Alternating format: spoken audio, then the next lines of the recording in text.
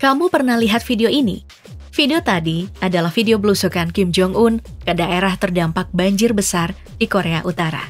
Bukan cuma aksi belusukan Kim Jong-un yang jadi perhatian, tapi juga ekspresinya setelah rambutnya yang sudah susah payah ditata, rusak karena terkena ranting pohon. Banyak yang bilang kalau sebentar lagi tamatlah riwayat sang pengemudi kapal saat itu. Asumsi kalau si pengemudi kapal bakal menghadap ke Tuhan emang bukan hal yang jarang terjadi di Korea Utara. Ya bagaimana tidak? Korea Utara memang dikenal dengan berbagai aturan anehnya dengan konsekuensi yang tidak main-main. Dari sekedar kerja paksa sampai dengan menghadap sang pencipta. Nah, hari ini kita udah ngumpulin nih beberapa aturan aneh Korea Utara yang dipimpin Kim Jong-un.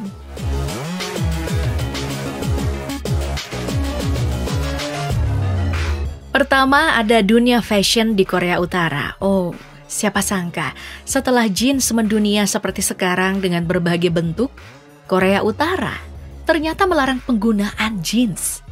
Hal ini disebabkan karena jeans dianggap sebagai simbol kapitalisme, utamanya dunia barat terkhusus pada kehidupan orang Amerika.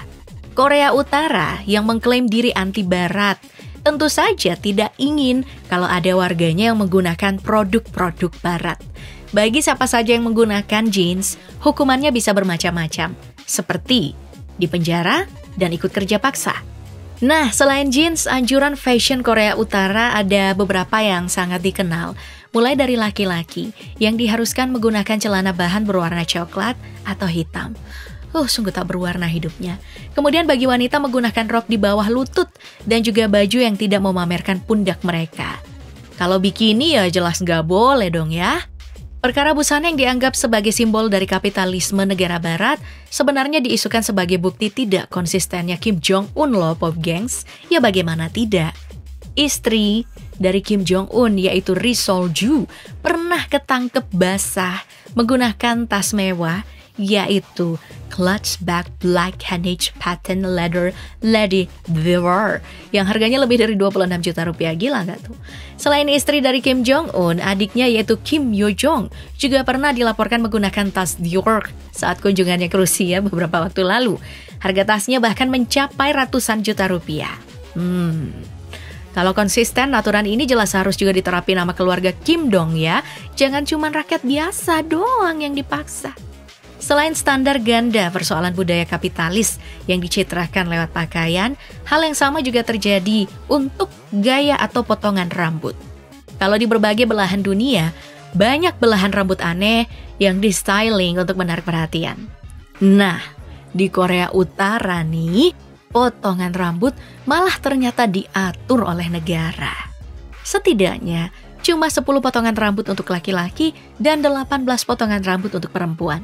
Ya tentu saja, potongan rambut Kim Jong-un tidak ada dalam 10 potongan rambut tersebut. Agar gak ada satupun rakyat yang meniru model rambut Kim Jong-un. Dan ia menjadi satu-satunya di Korea Utara dengan gaya rambut khasnya itu. Ya bisa juga menandakan kalau gaya rambut Kim Jong-un tidak diatur oleh siapapun. Siapa tahu kan, suatu hari nanti Kim Jong-un muncul dengan rambut coma hair seperti Park Seo-joon.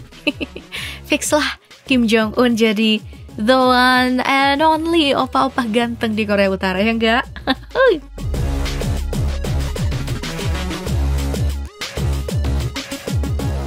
Persoalan Korea Utara dan aturan anehnya, tentu kita tidak akan lupa dengan keberadaan keluarga Kim.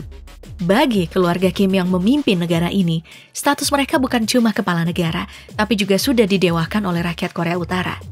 Hal ini dibuktikan dengan aturan yang mengharuskan semua orang untuk tunduk hormat pada patung perunggu dari pendahulu keluarga Kim. Kalau ada yang kedapatan tidak menghormati patung tersebut, bisa jadi sebuah kasus penistaan yang membuat pelakunya dipenjara. Salah satu contoh penistaannya nih adalah penggunaan nama Kim. Sejak tahun 2011, nama ini haram dipakai oleh warga Korea Utara. Jadi mereka yang sudah terlanjur punya nama yang sama dengan keluarga penguasa harus pakai wajib mengganti namanya. Ih, gila. Bukan cuma itu, Pop Gengs. Tiap rumah yang ada di Korea Utara juga harus memasang bingkai foto bergambarkan Kim Jong-il, ayah dari Kim Jong-un dan juga Kim Jong-un sendiri. Aturan pemasangannya juga ada di aturan pemerintah, di mana Bingkainya harus berada paling tinggi hingga tidak ada orang yang sejajar dan bingkai fotonya harus bersih. Wah, kayaknya harus dilap tiap hari tuh. Ada juga pasukan inspeksi khusus yang bisa tiba-tiba menyidak rumah warga dan memeriksa bingkai tersebut. Gila. Kalau kotor, sekeluarga bisa langsung dibawa ke kamp kerja paksa. Dalam kasus langka, ada juga seorang ibu yang harus dipenjara karena ketika rumahnya terbakar, dia lebih memilih menyelamatkan anaknya ketimbang foto dari keluarga Kim. Gimana? Gila kan aturannya? Foto lebih penting dari nyawa anak sendiri. Ih. Selain itu Pop Gengs, masih ada aturan yang mengeksklusifkan keluarga Kim juga semakin bertambah dengan adanya PIN loyalitas. Jadi, PIN loyalitas ini juga banyak disebut sebagai lencana kesetiaan. Setidaknya ada 3 PIN yang digunakan oleh orang-orang di Korea Utara. Biasanya PIN yang bergambar Kim Jong-il dan Kim Il-sung digunakan oleh kader dari Kementerian Pertahanan Korea Utara. Kemudian untuk PIN yang memiliki gambar Kim Jong-un, dirumorkan hanya dimiliki oleh segelintir orang yang merupakan pejabat elit dari Korea Utara. PIN ini digunakan untuk berbagai acara, utamanya acara kenegaraan.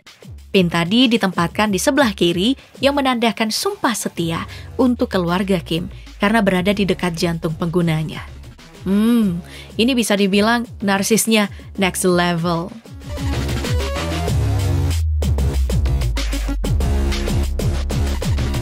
Lebih jauh membahas tentang aturan aneh dari Korea Utara ada lagi persoalan agama. Kalau di negara lain agama adalah sebuah hak asasi manusia, di mana semua orang berhak untuk memilih agama mereka. Di Korea Utara, beda ceritanya. Korea Utara percaya Tuhan, dan memeluk agama bisa menyebabkan seseorang dipenjara, bahkan sampai dihukum mati. Aturan ini sangat keras. Bahkan, memiliki kitab suci dari agama apapun adalah hal terlarang di Korea Utara. Hal ini disebabkan Alkitab dianggap sebagai alat dunia barat untuk mendoktrin masyarakat Korea Utara.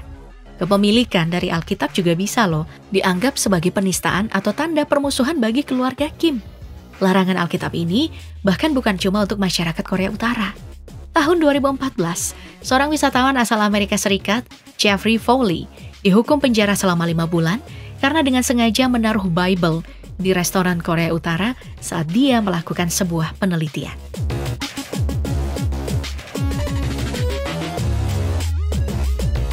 Pindah lagi nih ke persoalan lainnya, yaitu internet dan hiburan.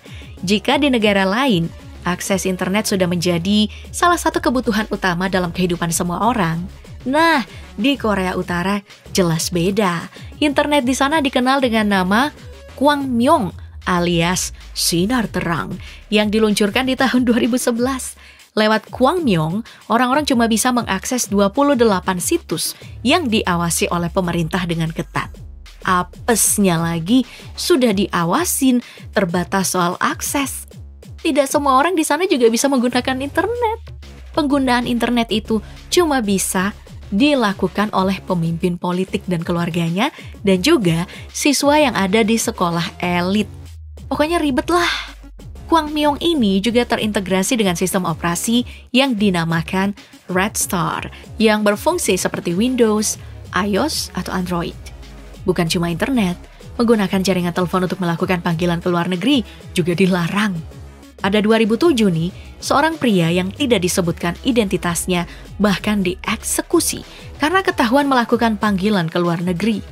Selain terbatasnya penggunaan internet dan lain-lain, dunia hiburan di Korea Utara juga sangat dibatasi. Pada 2015, Kim Jong-un bahkan memerintahkan untuk menghapus semua CD yang berbau hiburan dari Barat dan juga Korea Selatan.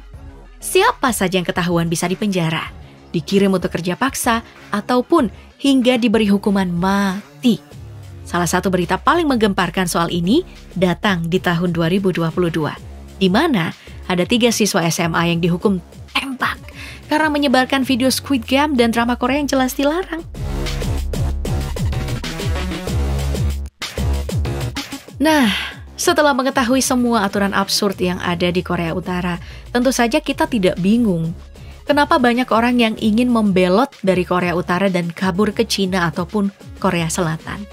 Bagi mereka yang tidak bisa kabur, mungkin saja pernah terlintas di kepala mereka untuk mengakhiri saja hidupnya.